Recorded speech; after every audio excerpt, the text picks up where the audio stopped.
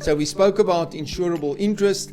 Got a question from Tombi, and Tombi says, morning, who is the best insurer in your opinion? The best on cover, not on premiums. That is a bit of a loaded question, because there's so many, and just my 2 cents, and then I'll give it over to Yapi as the expert.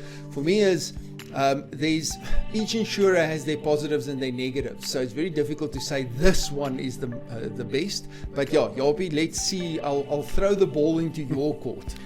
Lawrence, yes, definitely a loaded question. And Tombi, thank you very much for the question, because it's a question we get so many times. Yeah, but what about this company? Oh, I read something bad about that company.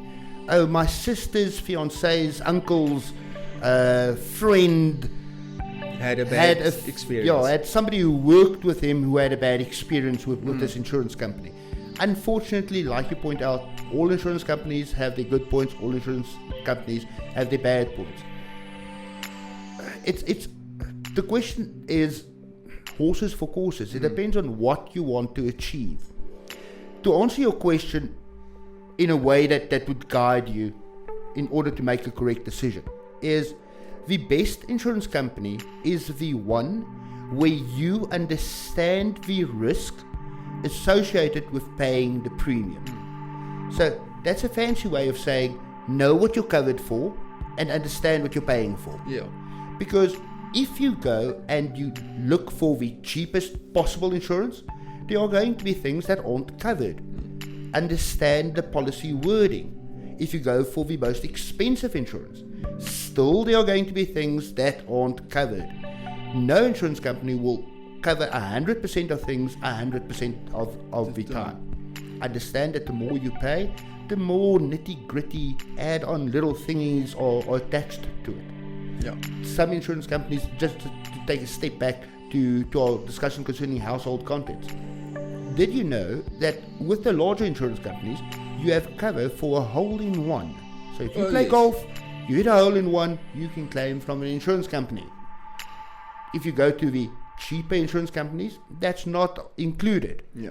So understand what you're paying for, because all of these little bells and whistles are added to bump up the premium, and make an informed decision as to, do I really need this cover? Is this something I could potentially use?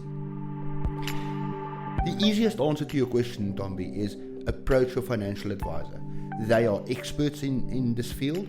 They understand not only the policy wording, but the underwriting procedure as well, because those are two different things. Yeah. And they will be able to guide you.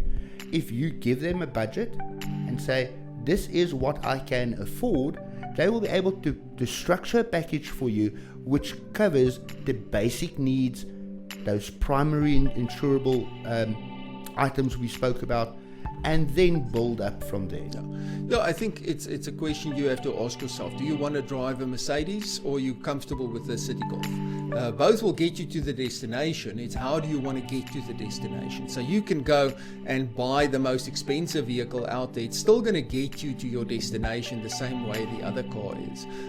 You just pay for all these extra branding, extra benefits. So that's important.